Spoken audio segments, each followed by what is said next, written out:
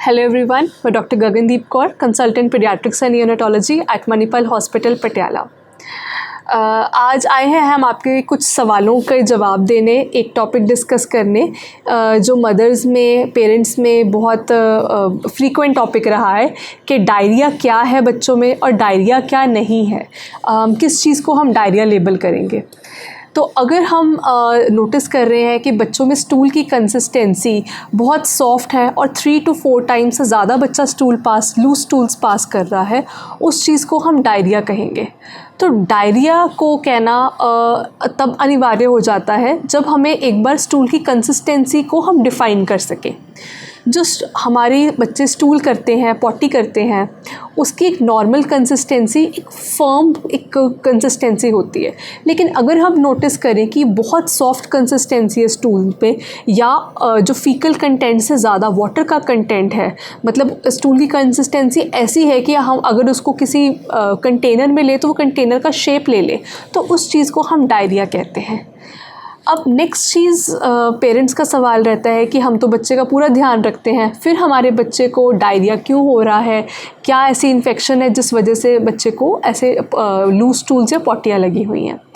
देखिए, अगर बच्चा हमारा 2 साल से छोटा है तो ऐसे केसेस में वायरल डायरिया होना, स्पेशली रोटा वायरस डायरिया होना बहुत कॉमन है।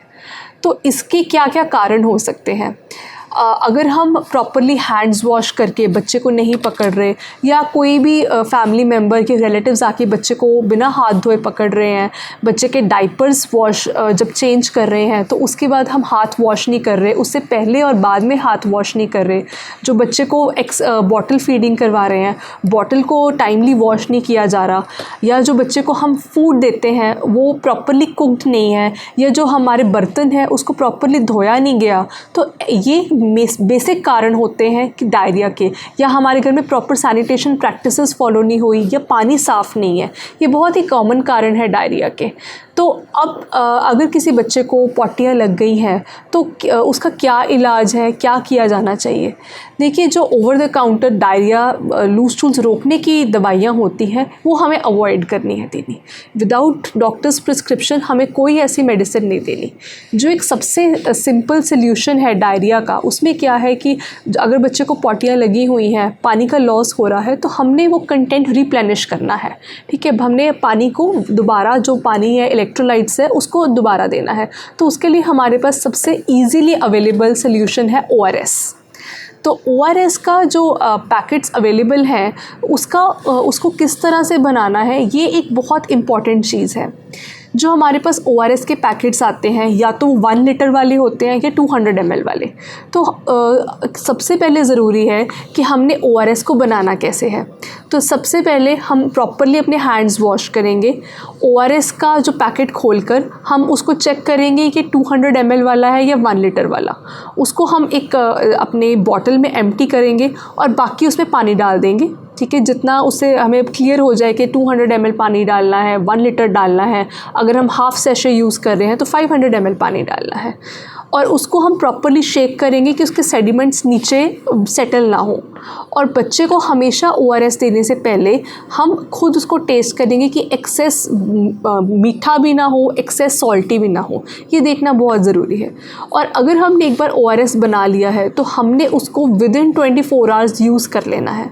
अगर हमें 24 आवर्स से ज़्यादा उसे रखना पड़ गया है तो उसे यूज़ नहीं करना, उसको हम थ्रो कर दें और नया ORS बनाएं। तो अगर हम कितना ORS देने की रिक्वायरमेंट है, तो ORS देने की एज सच कोई लिमिट नहीं होती। बट अगर हमें लग रहा है कि बच्चा 2 महीने से छोटा है, प्रेफरेबली हम एक्सक्लूसिवली ब्रेस्ट फीड ही कराते हैं, बट स्टिल अगर बहुत लूज स्टूल्स हैं तो हम 4 से 5 चम्मच ORS का दे सकते हैं। 2 महीने से 2 साल के बच्चे को हम कम से कम 50 से 100 ml तक ORS after every loose stool दे सकते हैं। और अगर बच्चा 2 साल से 10 साल तक का है तो हम ऑलमोस्ट 200 to 500 ml दे सकते हैं। 10 साल से ऊपर बच्चा एक एडल्ट रिक्वायरमेंट की तरह जितना मर्जी ORS ले सकता है, उसकी कोई लिमिट नहीं होती। अब एक नेक्स्ट सवाल पेरेंट्स का रहता है कि क्या डायरिया में एंटीबायोटिक्स देने ज़रूरी हैं या देने चाहिए कि नहीं। देखिए, एंटीबायोटिक्स का मेजरली डायरिया में कोई रोल नहीं है। बहुत स्पेसिफ़िक कंडीशंस है जो आपको डॉक्टर की सलाह से पता लगती है कि अगर सपोज़ बच्चा बहुत पौष्टिकली बहुत कमज़ोर है, सेकेंडली बच्चे को साथ में कोई यूरिन इन्फेक्शन है, कान की इन्फेक्शन है, या डायरिया में मतलब पॉटियों में ब्लड आ रहा है, बहुत लूज स्टूल्स हैं, या watery stools, rice watery stools जिसको हम कॉलरा कहते हैं, इस तरह के स्टूल्स हैं। जब आप डॉक्टर से हिस्ट्री डिस्कस करते हैं, कोई बहुत ज़्यादा फीवर हाई ग्रेड रह रहा है, तभी एंटीबायोटिक्स का रोल है, क्योंकि एंटीबायोटिक्स की वजह से भी हमारा डायरिया प्रोलॉन्ग हो सकता है। तो ये ध्यान रखना बहुत ज़रूरी है कि हर डायरिया में एंटीबायोटिक्स नहीं देना है। तो बेसिकली डायरिया का ट्रीटमेंट क्या है? डायरिया का या पॉटियाँ लगने का सिर्फ 2 ही ट्रीटमेंट है मेनली, ORS देना और सेकेंडली जिंक देना।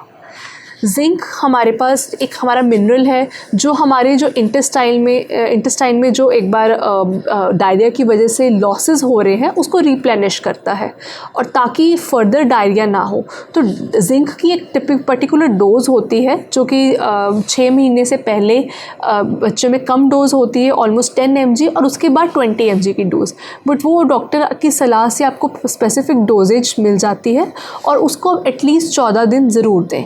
14 दिन का कोर्स पूरा करना बहुत ज़रूरी है ताकि बच्चे को फर्दर डायरिया के एपिसोड से बचाया जा सके। ये मेन ट्रीटमेंट होता है। इसके अलावा कोई प्रोबायोटिक या कोई एंटीबायोटिक बिना डॉक्टर की सलाह से बिल्कुल नहीं लेना चाहिए। अब नेक्स्ट क्वेश्चंस रहते हैं कि अगर आप रात के टाइम बच्चे को डायरिया है और आपके पास ORS वगैरह अवेलेबल नहीं है या आपके घर के आसपास कोई केमिस्ट शॉप नहीं है तो आप बच्चे को क्या दे सकते हैं? देखिए, अगर आपके पास ORS पैकेट्स अवेलेबल नहीं हैं तो हम क्या कर सकते हैं, हम बच्चे को सिंपल नींबू पानी बनाकर दे सकते हैं जिसमें एक्सेस मीठा या एक्सेस सॉल्ट ना हो। सेकेंडली हम कोकोनट वाटर जो नमकीन छाछ होती है बच्चे को वो दे सकते हैं। कोई जूसेस, कोल्ड ड्रिंक्स या प्लेन वाटर, इसका ज़्यादा रोल नहीं है। तो अगर हमने बच्चे को देना है दाल का पानी, राइस वाटर, छाछ हो गया, कोकोनट वाटर, नींबू पानी, ये सब हम ORS की जगह बच्चे को दे सकते हैं। लास्ट क्वेश्चन मदर्स का रहता है कि क्या हमें डायरिया में दूध बंद कर देना चाहिए या दूध बदल देना चाहिए? देखिए, जब बच्चे को डायरिया हुआ है तो इसका मतलब बॉडी से बहुत सारा पोषण निकल गया है, तो इसमें ज़रूरी है कि बच्चे को एक पौष्टिक आहार मिलता रहे। अगर आपका बच्चा एक्सक्लूसिवली फीड पे है तो हमें एकदम से दूध नहीं बंद करना चाहिए, बच्चे को दूध कॉन्टीन्यूसली देना चाहिए, प्रोवाइडेड हमें लग रहा है कि हाँ, दूध की वजह से बच्चे को बहुत फाउल स्मेलिंग या फ्रॉथी स्टूल, झाग वाले पॉटियाँ आ रही हैं, तो वो हम स्टूल का टेस्ट करा के हम देख सकते हैं कि कोई लैक्टोज इंटॉलरेंस या कोई काउ मिल्क एलर्जी तो नहीं है, तो उसकी वजह से हमें मिल्क को चेंज तो नहीं करना। But otherwise there is no contraindication कि हम डायरिया में हम दूध नहीं दे रहे। लास्टली हम डिस्कस करना चाहते हैं कि ऐसे कौन से केसेस होते हैं कि जिसमें बच्चे को हॉस्पिटलाइजेशन की ज़रूरत है। देखिए, अगर हमें डिस्पाइट बच्चे को हम ORS वगैरह दे रहे हैं, घर में जो भी फ्लूइड्स है हम वो दे रहे हैं, बच्चा नहीं ले पा रहा, बहुत एक्सेस अमाउंट ऑफ स्टूल्स पास कर रहा है, बहुत हाई ग्रेड फीवर है, यूरिन पास नहीं कर रहा, डिहाइड्रेशन के सिम्टम्स हैं, ऐसे केसेस में बच्चे को हॉस्पिटलाइज करना ज़रूरी हो जाता है। तो ये हमारा कुछ डिस्कशन था डायरिया के बारे में। For any other queries you can always contact our hospital. Thank you.